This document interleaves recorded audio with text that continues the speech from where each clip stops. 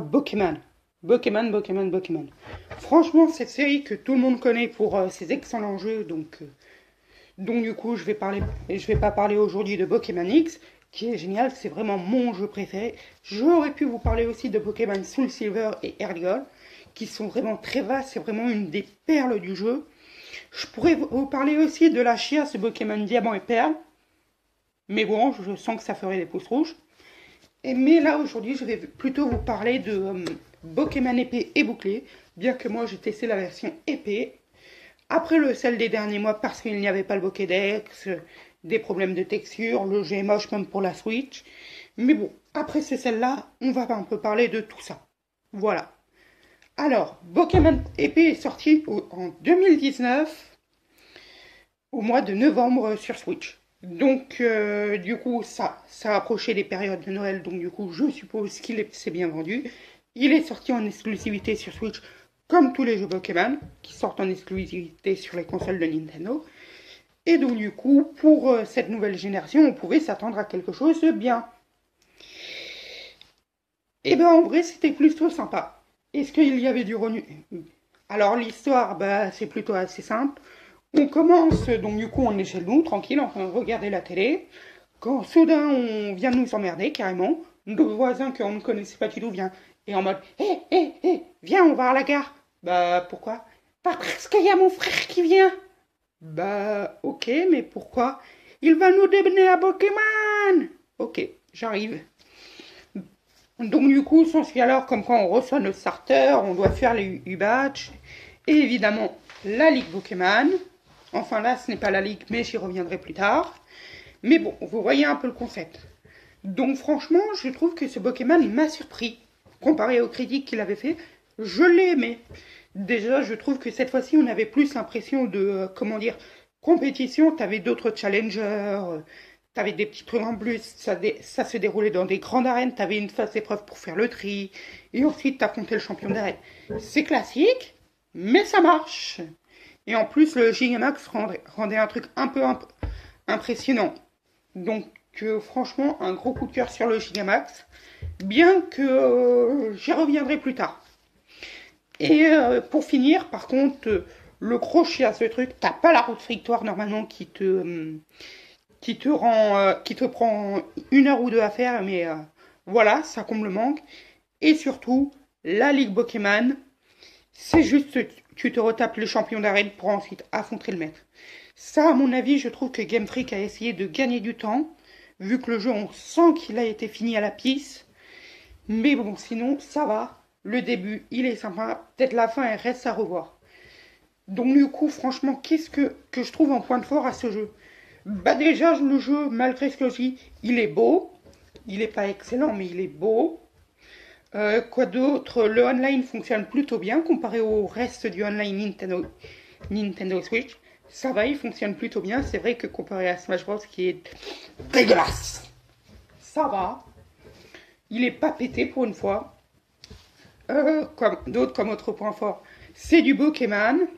Donc du coup, sur cette version, t'as que 400 Pokémon à faire. Mais bon, les nouveaux Pokémon sont plutôt assez cool. Et du coup, il va y en avoir d'autres via les DLC que je ferai peut-être une review dessus un petit peu plus tard. Et par contre, ses points forts, c'est là où, enfin, ses points faibles, c'est là où ça coince. Déjà, le jeu, il est bien en dessous de ce que pourrait offrir la Switch, ce qui est dommage, mais peut-être que ça peut contribuer à une certaine fluidité. Ensuite, le système des terres sauvages que je trouve plutôt assez décevant.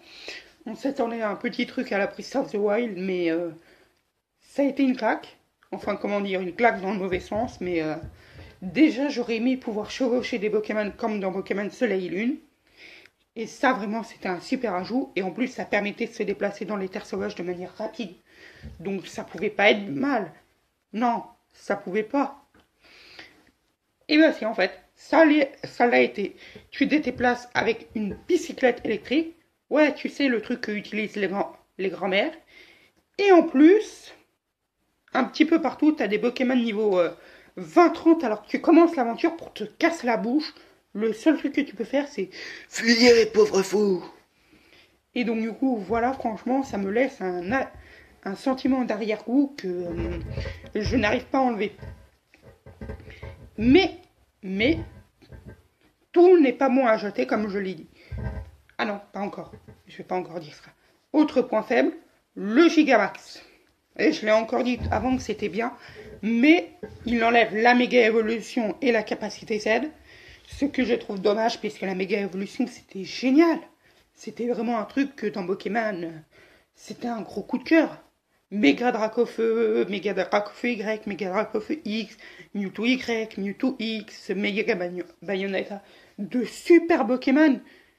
Tout ça remplacé par des Pokémon plus gros. Ensuite, la capacité Z, je trouvais ça sympa, mais sans plus, ça se mariait bien avec la capacité, avec la méga évolution. Donc du coup, je peux pas critiquer, mais je peux pas vanter les éloges.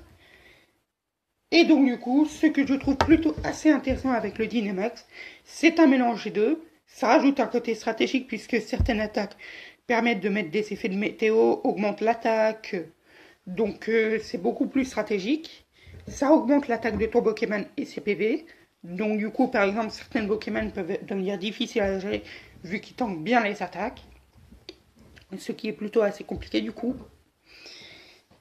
Mais je trouve que du coup les animations sont un petit peu trop longues pour le Gigamax. Mais bon, ils sont sur une nouvelle console, ils veulent en mettre plein la vue. Donc voilà, c'était conclusion. Je trouve que ce Pokémon ouvre les portes à tellement de possibilités que je ne peux pas le critiquer.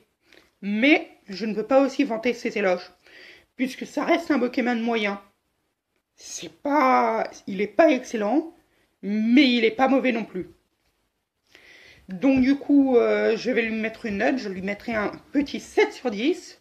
Il ouvre les portes de la nouvelle génération à Pokémon sur la Nintendo Switch. Il prend le risque de rajouter des trucs sans trop se fouler, bien évidemment. Et c'est pour ça que j'enlève les petits 3 points. Ensuite, il n'y a pas tous les Pokémon, ce qui a plutôt fait rager. Et en plus, ils les mettent en DLC, ce qui est plutôt assez salant. Donc du coup, je lui mettrai la note de 7, comme je l'ai dit. C'était Nico. Ciao tout le monde, à plus. Bon. Donc du coup, je tenais à rajouter après ce bye-bye. Comme quoi, vous pouvez rajouter en commentaire quel prochain jeu vous souhaiterez que je traite, que je note. Évidemment, j'y jouerai pour pouvoir le noter. Sur ce, c'était Nico. Ciao tout le monde, à plus.